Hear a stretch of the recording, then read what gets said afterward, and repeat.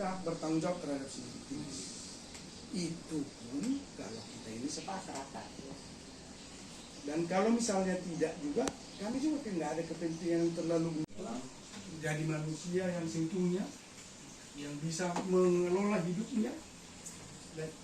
Berarti 11 tahun. 11 tahun, kelas 4, kelas 3 lagi. Udah kelas 5 SD tulangnya. Ya, jadi dalam arti itulah dari kita pihak Senturi, dan yang saya katakan itu bukanlah Apa yang dibuat tulang itu bukan kita mau. Kalau memang terbaiknya anak ini ya udah. Nah, itu yang kita ingin ya. Kita melengkapi apa aja? Lengkapi. Jadi bukan kami mau siapapun nanti yang mengurus tulang. Ya kita bilang Udah tahu lah semua ya.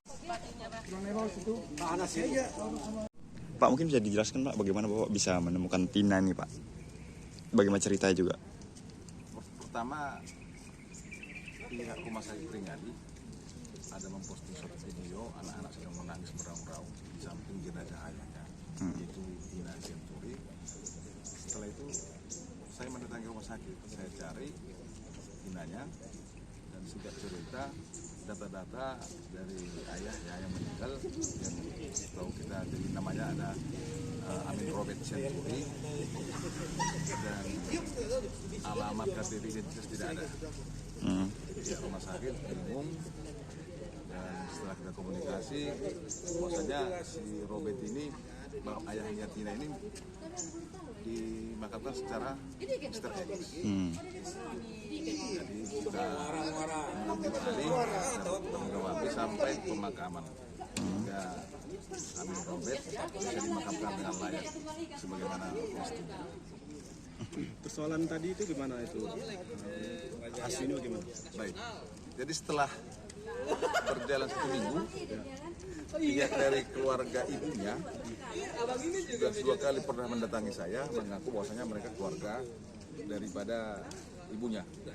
Namun secara legalitas mereka tidak pernah memperlihatkan kepada saya bahwasanya Tina ini anaknya, atau contoh ibarat akte lahir atau surat-surat lainnya tidak ada. Jadi karena mereka ingin mengambil Tina, kita ambil langkah, kita serahkan ke negara. Biarlah negara yang menentukan. Makanya kita bawa ke dinas sosial.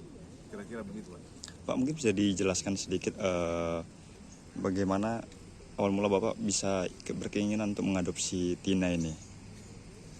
Jadi merasa Tina ini udah 11 tahun dia di jalanan, sama sekali tidak pernah menempuh pendidikan. Kita merasa iba dan kasihan. Dan kedua, karena Tina ini kan baru Senturi. Jadi kami sebagai Senturi, mungkin yang di Medan bahkan dimanapun, ini sudah mengetahui tentang apa yang terjadi dengan Tina. Dan semua Senturi, terutama Punguan Paposma Senturi sedunia, berperan untuk keberlangsungan hidup si Tina ini. Sekarang Tina udah sekolah ya? Untuk sampai saat ini Tina belum sekolah karena proses administrasi di mana Tina sama sekali tidak ada memiliki KTP identitas apapun.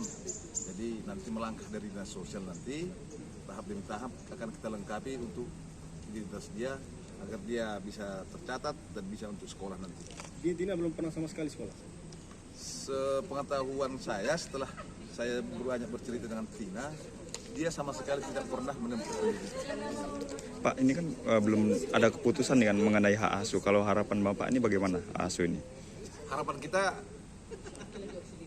gimana biar Tina tidak kembali lagi ke jalanan jadi gelandangan, itu aja. Harapan kita bagaimana yang terbaik untuk Tina, baik mau ke keluarga Naibaho, keluarga Senturi, atau siapapun yang mengasuh dia nantinya, tapi Tina tidak jadi gelandangan lagi. Dan semoga Tina bisa mendapatkan cita-citanya sebagai anak. Terima kasih.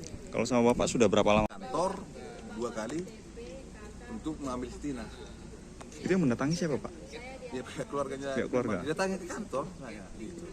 Mau ngambil si Tina ini Pak ya? Kami mau jemput Tina kan gitu.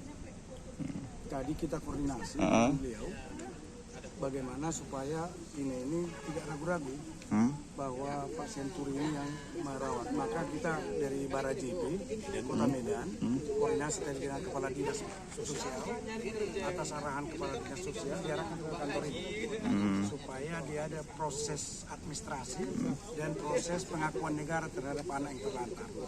Itu yang disampaikan oleh Pak Parkit Sialo Ketua. Saya kira silakan. Mana ada kumpul aku sama ini semalam. Sebelumnya udah datang orang ini. Oh iya, aku nggak tahu. Jadi merasa gini. Perasaan tuh kayak salah. Jadi terbalik. Di ruang pelayanan Bapak ini, di ruang pelayanan. Mau diserang ya? Mau diserang. Doktrin. Hah? Kayaknya mana doktrin dia itu. Soalnya gini tuh, kalau aku tengok dari tatapan dia tuh semalam. Dia hanya pakai tenaganya kerja di sini, tapi ya.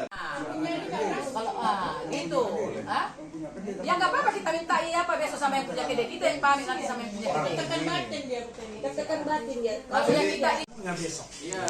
Nah, pulangnya ikut. Jangan kalau boleh ikut. Gitu. Jangan kalau boleh harus ikut. Bajunya basah. Boleh kalau boleh. iya. Tekan itu. Makanya saya bilang pagi mamanya. Udah terekam datanya di Dukcapil dulu. Besok pagi dia ambil data dari kornea mata, dapat ini salah tangan. Saya gini itulah, makanya aku bukan ada tuntutan sama tulang, tidak ada kasar kan. WDD saya ini yang kurang ini juga, saya pun ingin. Download Tribun X sekarang, menghadirkan lokal menjadi Indonesia.